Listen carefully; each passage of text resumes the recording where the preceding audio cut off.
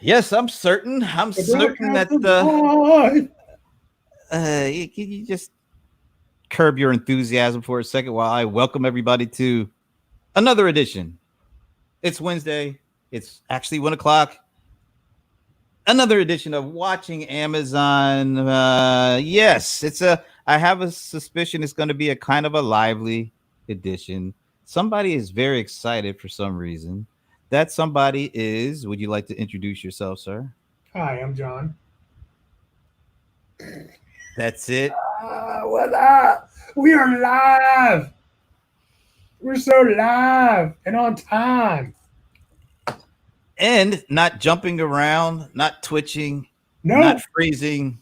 nope. Wait a I'm minute, wait a broke. minute, wait a minute, wait I'm a minute. broke. I'm getting ahead of myself here. Let me do this. Yeah. I'm Brent Leary. He's Brent Larry. I never twitch. I never freeze up. You never twitch. All Okay. right, folks, look at this. Look at the cold one, the bold one, John ColderIce Lawson. He actually he's looking pretty good there. Very clean, isn't it? Very Clean clean. feed, man. And why is that? Because Why is I'm broke. I'm broke, man. it? Yes, the man broke down. Look, this is how I knew Oh, things look have changed dramatically. I was on Twitter the other day, and this appeared oh, God. on Twitter in the state of Georgia. MacBook was trending. Why do I think so much about that? It's because the cold one, the bold one, John ColderIce Lawson, for the first time in I don't know how long, well, at least 5 years or so, broke down, pulled his wallet out, bought a new MacBook, not just a MacBook Pro 16. That's like the big boy. He broke out the credit card, plunked it down, and paid for something more than like a Happy Meal at Big Mac or something like that. How does it feel? Let me get show the picture. Let me give you the full frame so we can see the box. Oh, the box. Yes, the box. The proof of purchase. Meredith, can you believe what we're seeing right now? Meredith, I hope you're there, Meredith, Ooh. because we really worked hard for him. We really tried to embarrass him so that he I would know, feel man. For he 3 had to get weeks, it. you've been embarrassing me. It's really embarrassing. How does it feel to have a nice, brand spanking new MacBook Pro 16 that Yeah. works for you? Yeah, man. I'm so excited. I got shit to do, man. I got shit to do. Well, I'm just glad because the low point was a few weeks ago where we literally had to stop in the middle of the show. Yeah, we had to cancel a show, Had basically. to can't. I mean, people were laughing at us. No. Yes, Dorotea Volpe, Oh, Bozacolona, yeah, that's right. Bozacolona Volpe. She's gonna kill Yes. me if I don't get that right. She just like, look, I love you guys, but I can't deal with I this. can't deal with this. Meredith was embarrassed for you. By the way, I just wanted to say that Meredith was like, should we start a GoFundMe or something? Right, right. You can I still said start no. it. I got No, the seat here. this guy has more money than everybody. That's not true. That is so true. Don't tell people that. That's not true. So we are bringing you a really brand spanking new, technically complete, audio good, video good All right. version of Watching Amazon. All right, so Yes. this deserves a good show. All right. So you can take me off of full screen then. Yeah, for real. Why am For I going to real. why am I going to do that to the people watching? Well, I'm just about to say, I mean, because they'll forget about you. So, I mean, you don't want that to happen. Surely I don't. I Surely don't we want to be don't. forgotten. All right, do you want to start off? I think you posted something right I before. did. Did you grab it? What did I post? Oh, Amazon in Bring it India. up right now. Yes. Yes. Let me bring it up for you, and you can talk about it while I bring it up. Amazon basically funded India $300 million $308 million in fresh funding for India.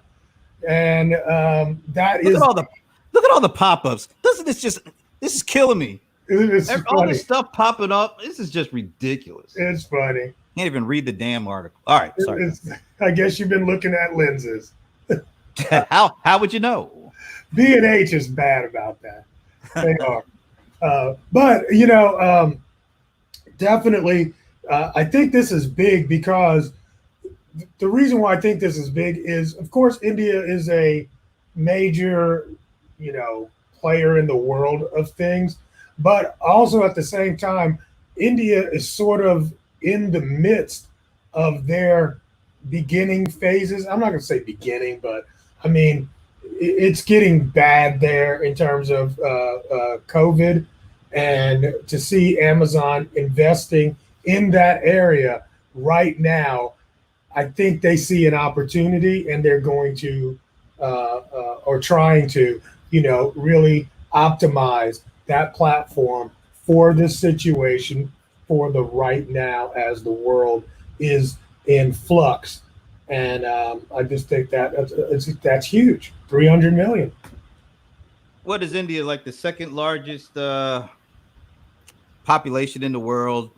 Yep. Second only to China, right?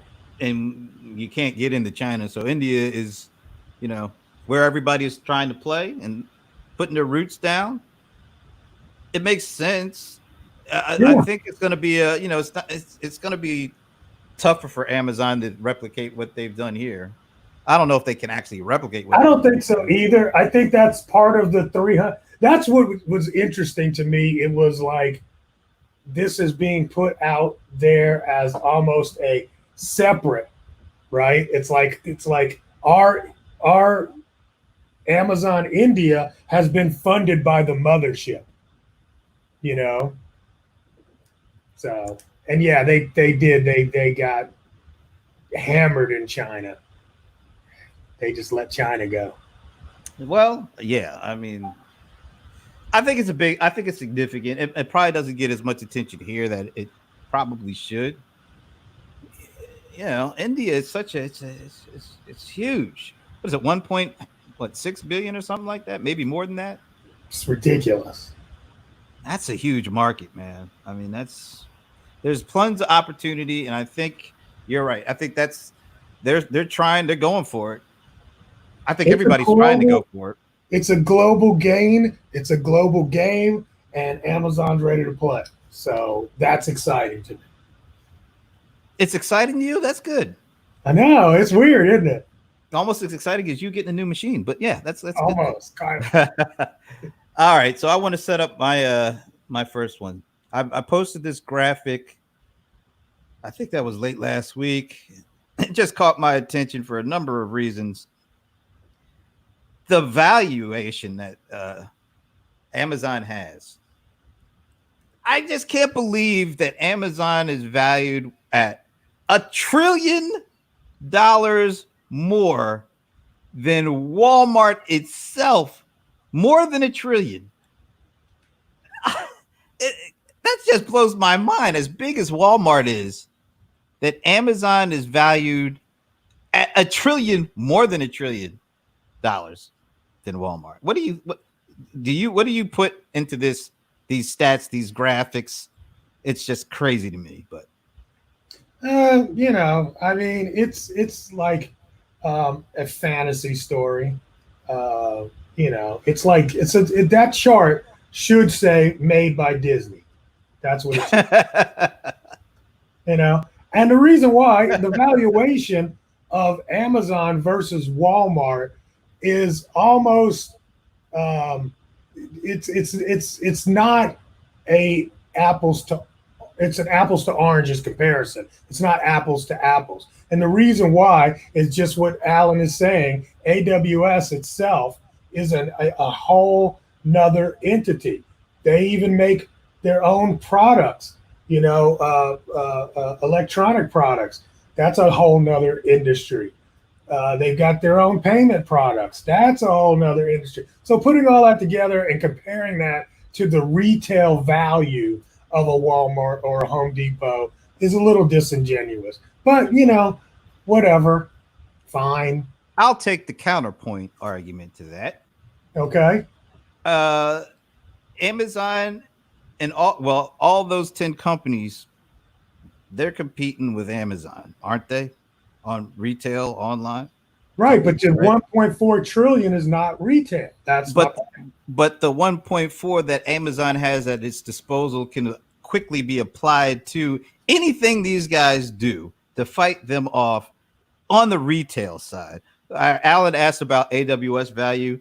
I know that AWS is, I think it's about a $40 billion annual recurring revenue business at this point. I don't know how that itself is valued, but that's huge because the profit margins on AWS and the money that they bring in is mostly profit compared to anything else that Amazon has, including, of course, the retail part. Yeah, I Um, don't. Let's put it like this. I don't think, even though this sounds good on paper, I don't see that Amazon's wallet is just like going to Bigfoot, Walmart. I mean, stop. That's just, yeah, whatever. But $1 trillion more. I mean, even if it's close to that, that is such a huge yes, benefit. it is. It allows them to do some things that nobody else on this screen. I mean, look, we're talking about just Amazon versus Walmart. It's Amazon versus the whole top 10 retail outside of them. Yeah, but again, man, Amazon is not a retail company. Amazon has a retail arm. So basically what Alan is saying, if AWS is pulling in about $40 billion ARR, you can value that alone at about 10x, which would make them AWS alone more valuable than Walmart. That's pretty much what it's saying. Well, Alan, is that kind of what you're saying here? yeah, 59% of the full year income was AWS. 59%. Right. And that's going to grow up every year for a while. Right. So 41% of Amazon is everything else. Their advertising platform, their payment platform, their retail platform. So it's just not a comparison of a retail company. This But chart says retail, the comparison of retailers. right. And when one retailer has that much at its disposal, you can't knock them because they have all that under their roof, can you? I don't even think that it's a good representation of Walmart and everything that Walmart owns that's not named Walmart. It probably is if everything under the Amazon umbrella is being included in that valuation. Pretty much, yeah. It has to be. It It is. has. That's what I'm It's just saying. it's just a huge. Oh, okay. So that's what I see. I see how I came up with that. I'm good. You got to give me that much, right? You're what? I came up with 400 billion, and Alan agreed. You're what? For, AWS $400 billion, roughly $400 billion valuation on Okay. AWS alone. All right. So that's 339 billion versus 400 billion. It's not like, oh my God, they're running away. That's just one piece, though. That is the piece we're comparing. But look, out of Amazon's 1.4 trillion valuation, we say AWS is 400. That still leaves $1 trillion on the Amazon without AWS, which is still more than double what Walmart has. Which is not retail. And here's another thing: if you really think about it, if I got a company that's 1.4 trillion, right, and my retail is only the 0.4 trillion, when it comes to all my money, where am I going to spend it? Probably over on the 1 trillion side to keep that one really growing, and the other side is an also end. That's why like that too. I'm just saying. That's why the 400 trillion that AWS has absolutely is important to the 1 trillion that's on the retail, because they fund everything. They do all these things because the profit is coming from there, and it's allowing Amazon to do things like buy distribution and fulfillment centers or by businesses that that will help them continue with the last mile build out. So if they didn't have AWS, they couldn't do the stuff that is really helping them on the retail side as well. It's Yeah. kind of hard to break that up. Yeah. All right, so I did all that to set the stage for what I really wanted to talk about, and for that, I have a little clip. So let me get the clip out. Clip. Clip time. Let me turn the sound on, and let me do this, and here we go.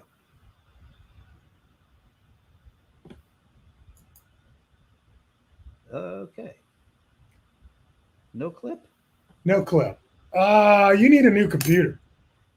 So according to Recode, Walmart plans to launch a new subscription service later this month called Walmart Plus. Consider it like their competitor to Amazon Prime. It'll cost $98 a year and have perks like same-day delivery of groceries and general merchandise, discounts on fuel at Walmart gas stations, and early access to product deals. That's according to multiple sources telling Recode it's going to launch later this month, but it's not clear if it's going to be on a regional level or on a national level. You can see the share spiking up here about 3.5%. So Walmart looking to be competing directly against Amazon Prime. Guys, back to you.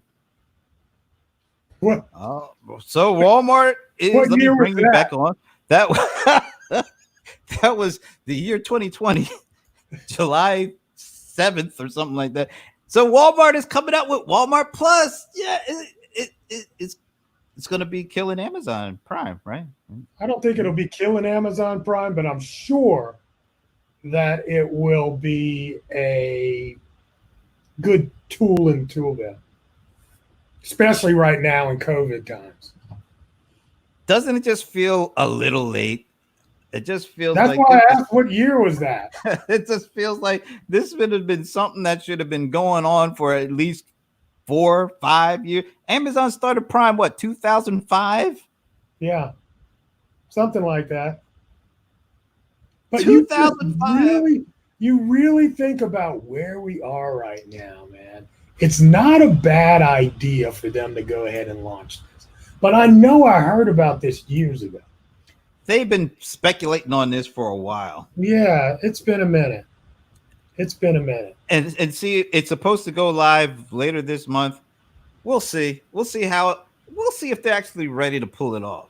I mean, Yeah. Amazon has been doing this for 15 years. They've got how many people? Roughly 200 million Prime members. And I think, what did we say? Like 20% of the Prime members actually are buying Prime for like the video content and the music. So it's not just that people are totally all about shipping, although that's still the main driver. A lot of it is other things that Amazon Prime has at its disposal that is bringing and keeping people on board. This is just the first stage of Walmart doing this. Oh, it just feels so late.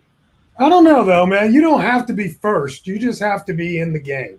And I think you're going to see other ones probably getting into this subscription-based services.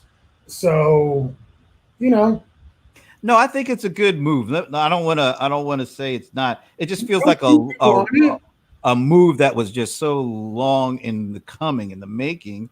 And it's good because they're focusing on, of course, same day delivery for groceries, right? Which is something they should have been doing all along, quite honestly. But you have to have. That's what I'm thinking. It's like you have to have the ability to do that. And I think based on where we are and the over service that we had of Uber and Lyft, those guys are shifting. That gives opportunity for a Walmart to pull in resources that were already there and are not being utilized anymore. I think that's part of the reason. Yeah, but I just think they're just slow to react. They're slow to You think Walmart's just slow? Yeah, I do. I think they're slow to execute. I think they're slow to get it to actually get it out there. I just think that it's something that in the end it's a good move. It's just it would have been a great move a couple of years ago. All right, maybe that's the way I'm kind of making it. But another thing is too. I mean, Amazon created this lane, And even though we were onto it and we talked about it, they created this in 2005. Haven't we talked about that? Prime is 2005. So it's 15 years old. And it didn't catch the wave really until probably like the last 7 years, you know? So I could see Maybe still being, yeah, you know what I mean? But the thing that I guess you have to think about, it's been around for so long. I think we kind of take it for granted how important it is to the business. We just talked about AWS and how important AWS is. I said like years ago, but I guess I just forgot. I said the crown jewel of Amazon's success was Prime, being able to basically get people subscribed to something, and that means not only do they pay an annual fee for the being a member, but then they are compelled to try to get as much value out of that membership as possible, which means buying more things from them to take advantage of the free shipping. I mean, that was just a stroke of genius. Now there were other, like the Book of the Month Club and all that that stuff was around years before Amazon Prime, but Amazon perfected that model and made it so accessible and made it so connected to not just paying your annual fee, but taking advantage of what your annual fee gives you, which is free shipping, that people just consistently and constantly bought year over year to the point where they never even think about not re-upping the Prime membership. It's just something that's a foregone conclusion. Look. Trust me, I was on the fence about Prime this year. Really? Yeah, I was actually like, do I care? Do I really care? But I ended up doing it anyway. Yeah. So it's going to be interesting. You know what? I'm going to admit that the content had something to do with that because I was really in the middle of one of the Amazon shows and I wanted to make sure I saw the second season. So this is perfect because I think there's another segment of let me see, did I pop this open for Alan? Also have Costco. How many? Yeah, I was getting ready to ask how many of these people have multiple memberships from Prime and Sam's Club, and so does Sam's Club? Does that get rolled in? Do you get a discount or something if you go Sam's Club and Walmart Plus? Probably not. See, that means there may be trade-offs here. Maybe you're going to only have to be able to afford one of these things. Which one do you keep?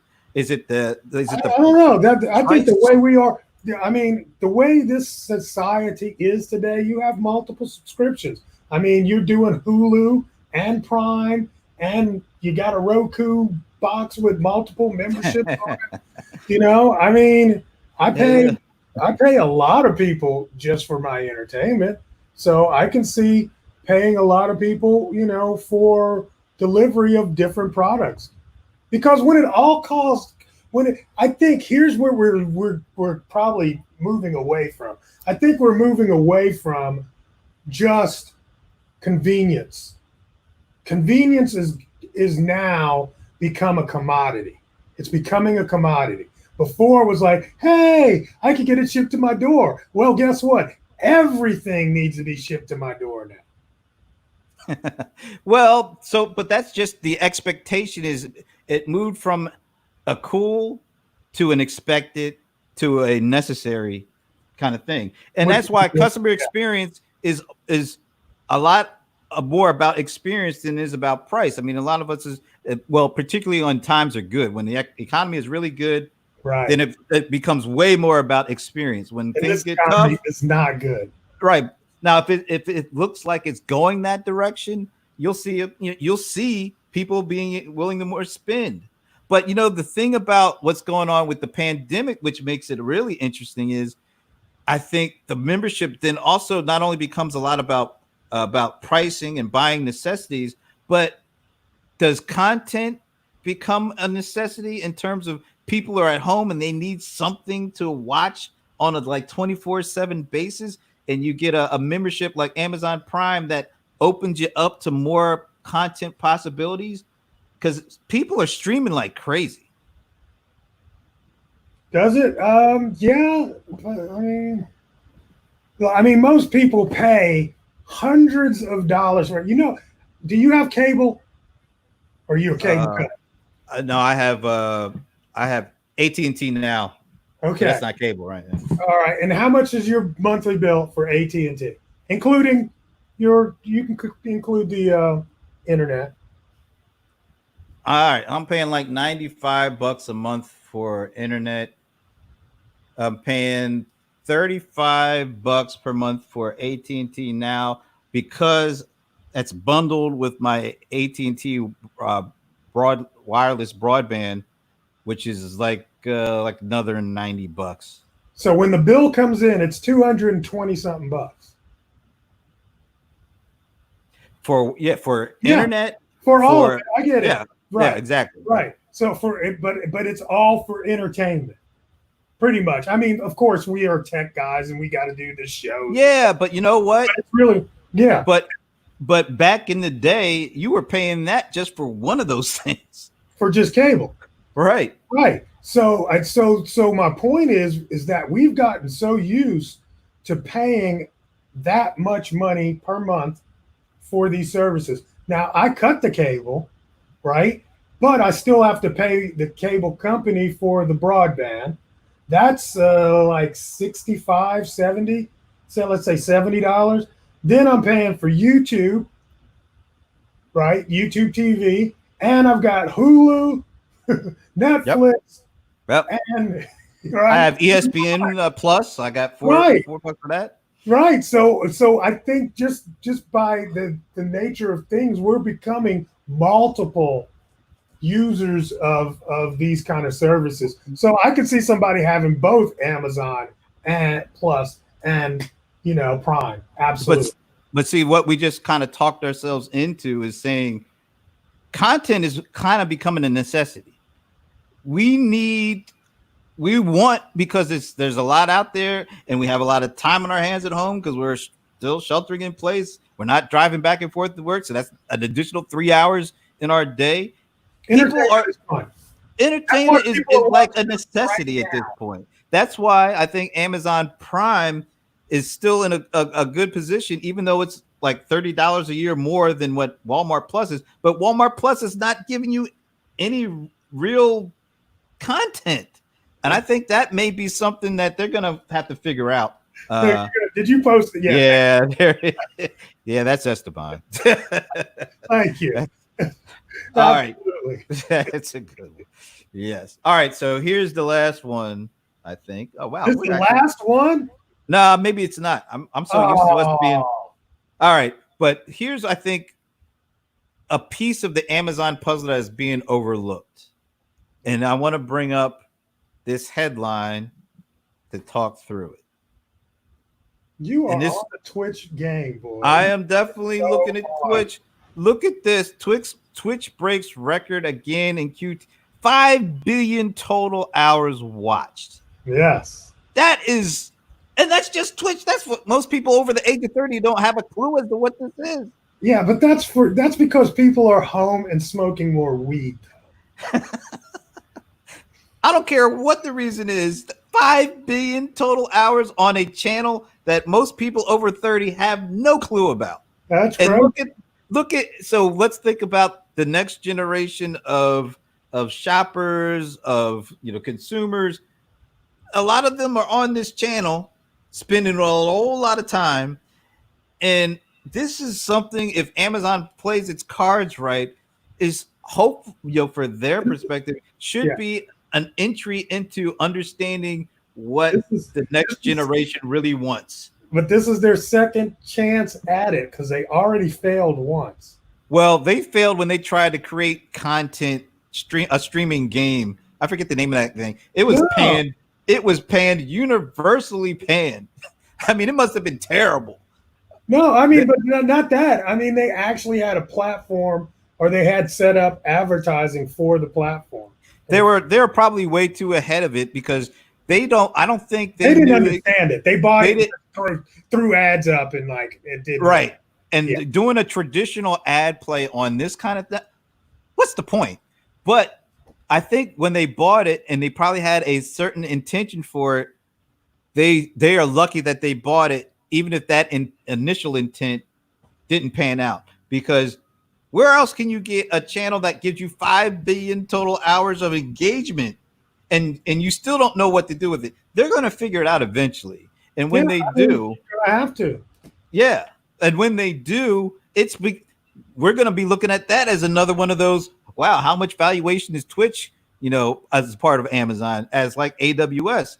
And I don't think a lot of people are looking at just how important Twitch may end up being to the Amazon puzzle, because it could lead to, like you said, some form of ads, some form of another way to not monetize that attention that people are currently giving.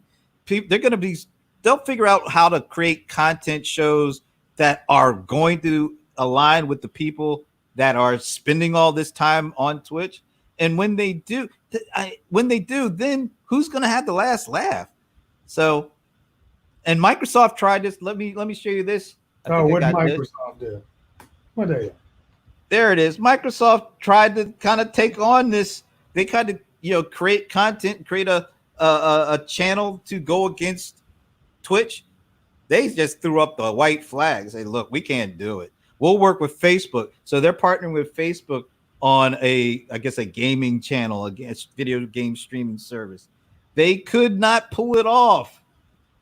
Yeah, and I think I get. Oh, look at, so Alan says already Twitch is valued at 15. See, Alan knows a lot about Twitch because Freshworks, they have like their whole, like a Twitch channel of Freshwork dudes DJing, live streaming and DJing. And it's like, you got to check it out. It's really fascinating. But see, a lot of those guys are under 30 and they spend a significant amount of time on there. And there's so much going on in Twitch. I mean, we're old folks. We're not supposed to know what's going on there. But from a business perspective, yeah, you're old as dirt. Get used to it. No, I'm not saying that. I'm saying that, if it's a gamer platform, it's a gamer platform. I know old gamers. I got friends that are 40, late 40s. They're gamers. So, I mean, this platform is for gamers. Are your old gamer friends spending that much time on the channel though? Like, are they engrossed on it? Most of them are drug dealers. They don't have a job. I'm just playing. Damn. I'm just playing. But seriously, I mean, there are literally people that are, that work during the day and at night. Musicians. I like that. Musicians, people that are creatives. They're musicians. They're creative people. Look, Esteban, you do not want to know what's going on. That's true too. I think as like this pandemic has accelerated, the move to online shopping for groceries, it's accelerated absolutely. So, and look who's in the best position to take advantage. It's just well, this is one thing I want to tell you. I used to play. I was never a gamer, but literally when I was, working in corporate, I would come home, eat, and then get on this game called StarCraft. And literally I would play StarCraft, until like 1 or 2 o'clock in the morning and then go back to work. Right. Long story short, as I grew older, the young people just took the game away from me. I couldn't keep up. They had all the hot keyboards and knew all the shortcuts and all that, right? I ended up watching them play. So even before on YouTube, I'd watch pre-recorded, gameplay and have people that were commentating. And to this day, I still watch, games on YouTube, and I could go to Twitch if I wanted to, but I don't watch them that much. But I'm just saying, gaming culture is a thing, and it grows with you. And hell, I'm in my 50s now, and I still will watch them the game. Is that it? That's it. Sorry. Side eye. No, I just, once again, we talked about Walmart and their they're kind of one dimensional, one of the competitors that Amazon has. But I think the power of Amazon is being able to connect these. You connect what's going on with the shift into a higher degree of people buying food online. Matter of fact, here's another thing that plays into this kind of web that is being woven, or I guess it's woven. Look at this: 7.2 billion in online groceries just last month. Yeah. So you've got so many things shifting. Our buying patterns for food are shifting online. Now we'll see how much of that is still the case after the pandemic, but there's going to be a significant amount of people that will continue buying groceries online. That's just one thing. And then you look at what's going on. We just talked about with Twitch. So the attention is being even shifted more accelerated, and Amazon is in the perfect position to take advantage of these huge behavioral shifts. I don't see anybody else having that comprehensive opportunity that they seem to have, and it just begs the attention of, is that valuation that we've seen earlier, 1.4 trillion, is that already baked into the things that we're talking about, or is that not yet baked in, and we might see an even bigger valuation down the line for Amazon? Second wave, bro. Second wave. All right, talk. You got to explain this.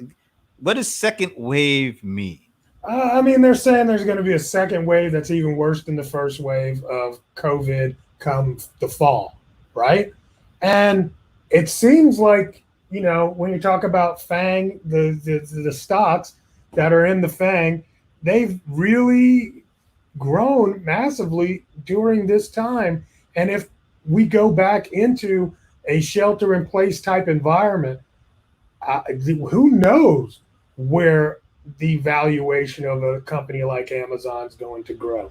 So this is going to sound negative or weird, but so if there is a second wave, do you think Amazon benefits more than it did this current wave? Because it seems like they got okay. I just wanted to ask that. Amazon's not going to make the same mistake twice. I've never seen them make the same mistake twice. I've seen them make the same mistake over and over and over again.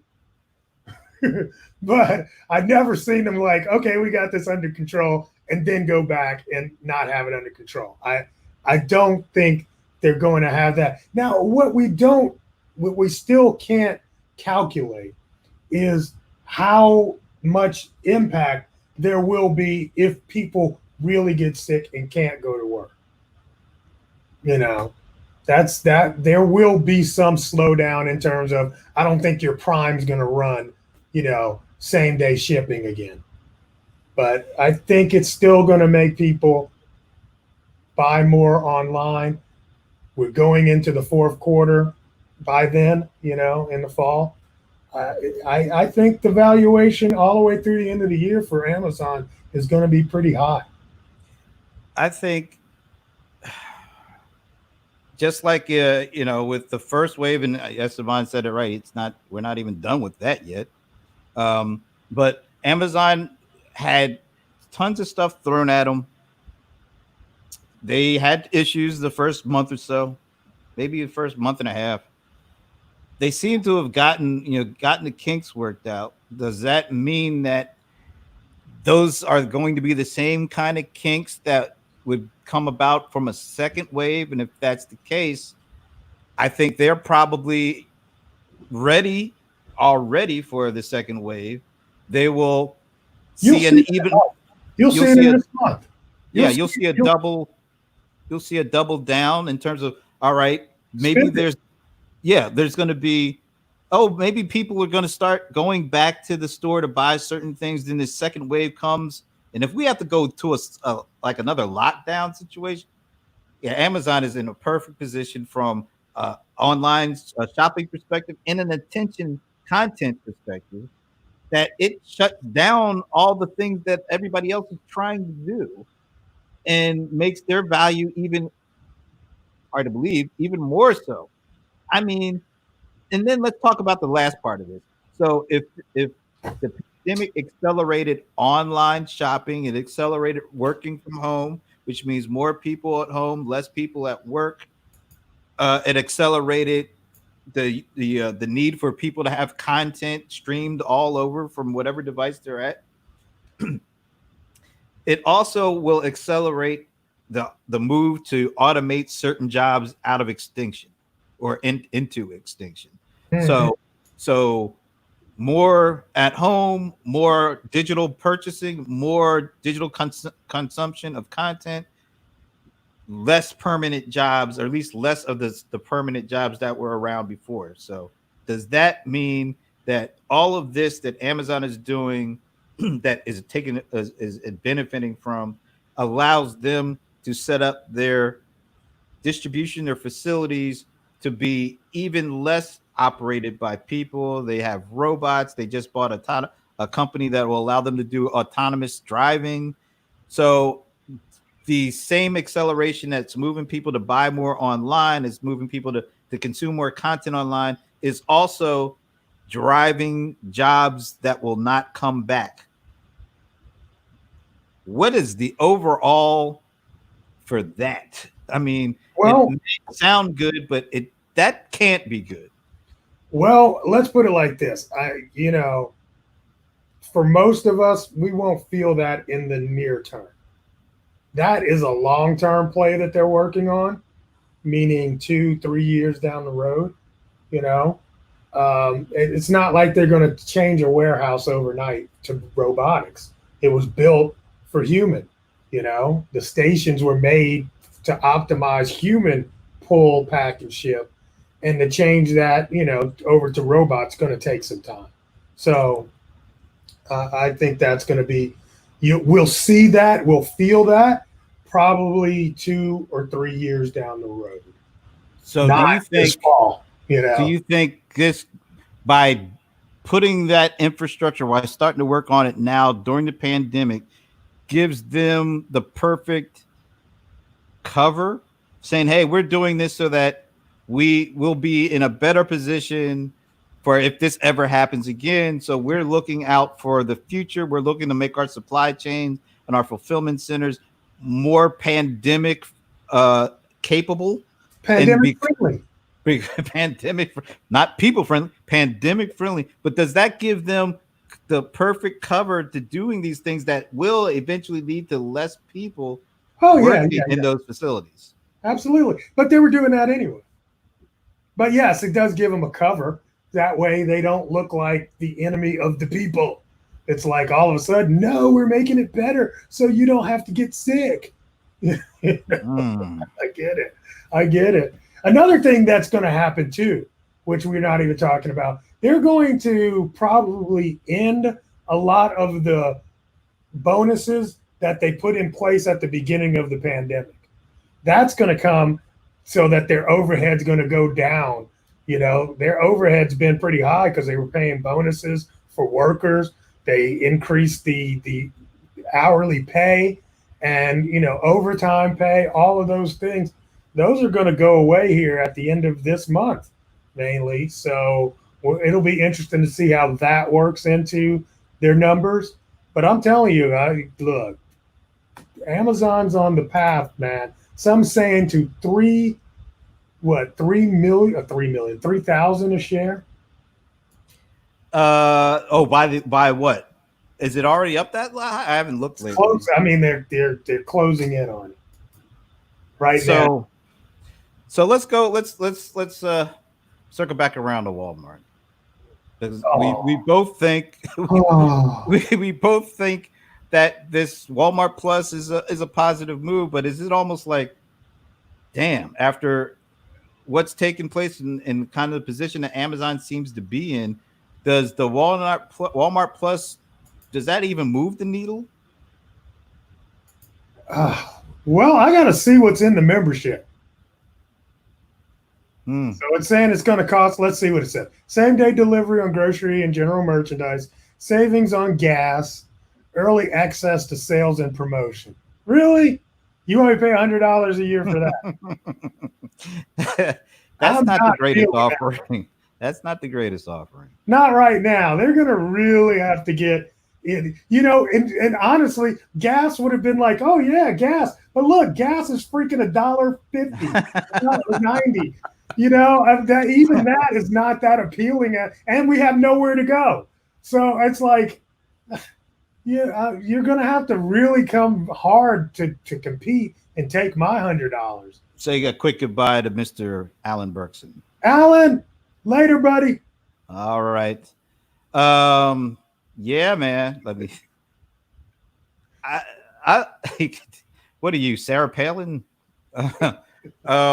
Yeah. I mean, it's got to be disheartening for Walmart. No, I don't think so.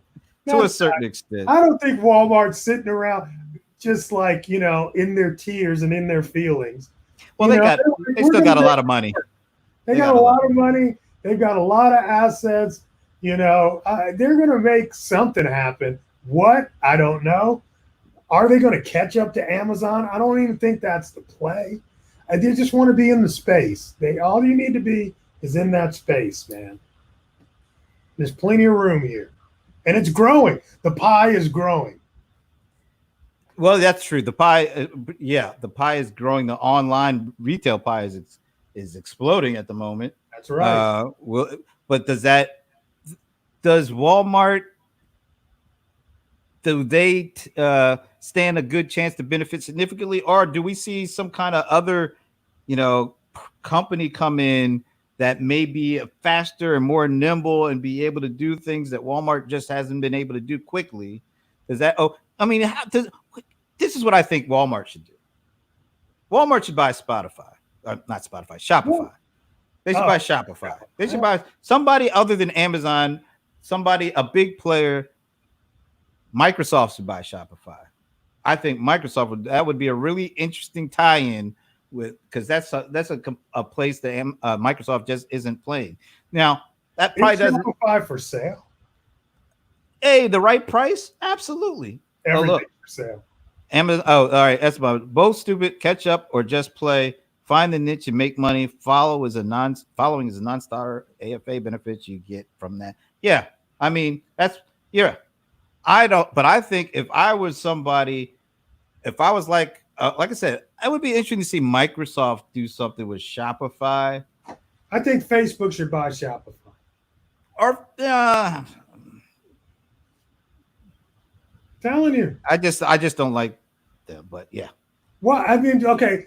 Let me say it differently. I think Instagram should buy Shopify. How about that? Well, that would probably make a little bit more sense. Right. So when I say Facebook, I mean Instagram.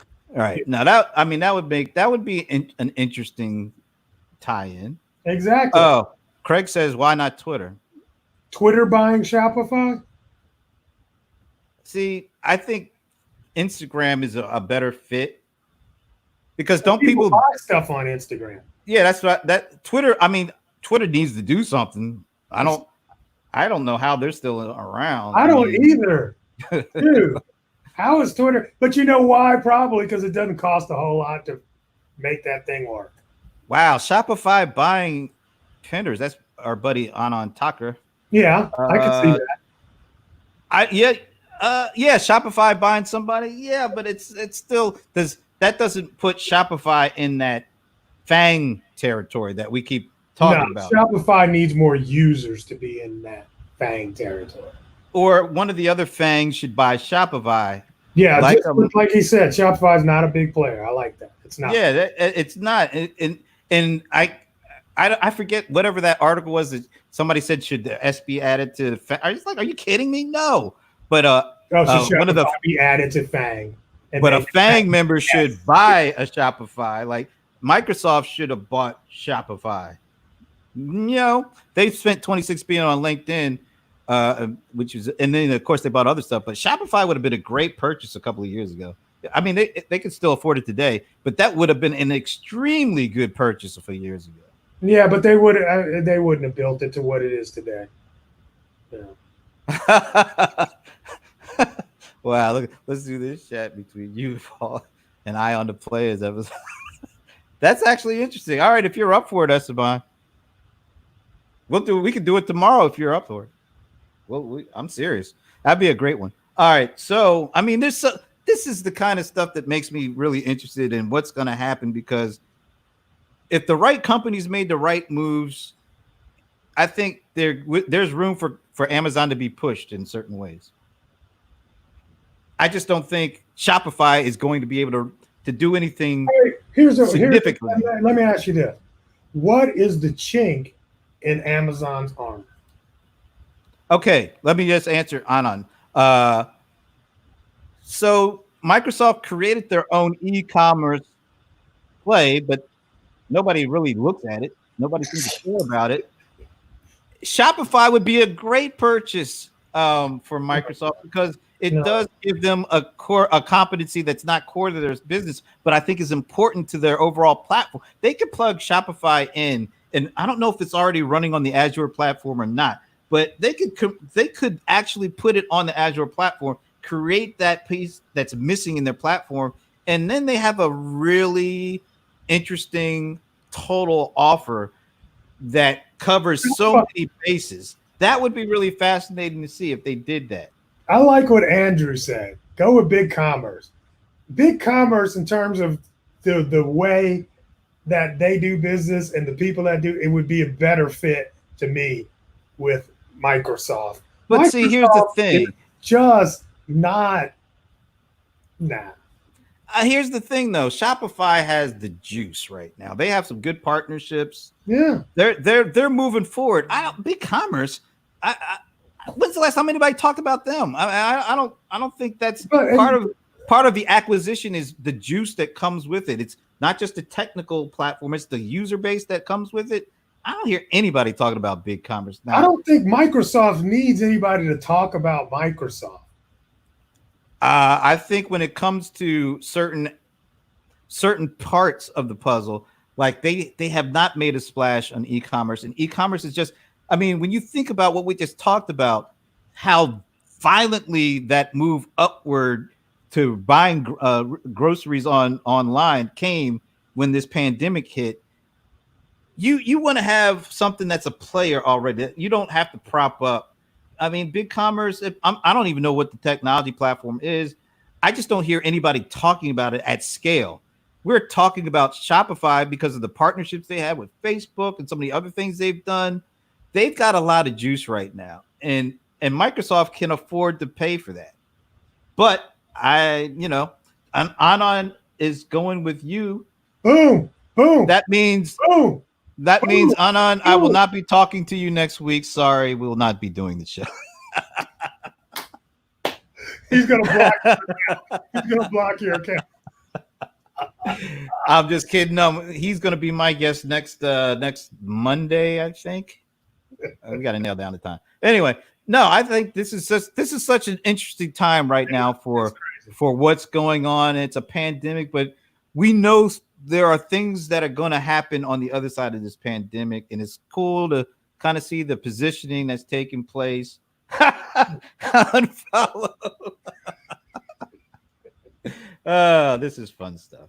But anyway, all right. So, man, this is a good conversation coming in. We're gonna kind of wrap it up. So, what are we going to be dealing with after the pandemic? Is Amazon going to be the even bigger, the 1,000-pound gorilla in all these areas that we've talked about? Do all of these things line up for Amazon to be the first $2 trillion valued company? I mean, because it's right now, it's kind of looking that way. Amazon will be in front of Congress. That's how it all ends up. Well, we already know that for other reasons. Yeah, that's what's going to happen. Shoot, man, I'm telling you. Yeah, I did. Honestly, I don't. There's just not a chink in this armor, dude. That's what we're talking about. I'm not seeing an area right now where Amazon is vulnerable to anyone in this space. I just don't see it right now. So that means they have unlimited growth. And they seem to be buying properties. They're continually adding distribution centers. They're looking at buying out other geography, the other locations. You figure they're putting on, they're doing that so that they can position, to be able to move things around, get stuff to people within a day or maybe less.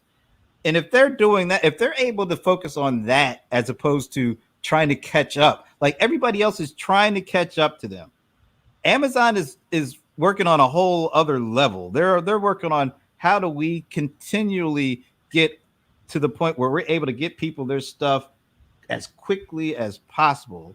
They're creating their own shipping fleet. They're buying their own fleet of things. So it's like, yeah. You know what? That is the chink in their arm. I forgot about that.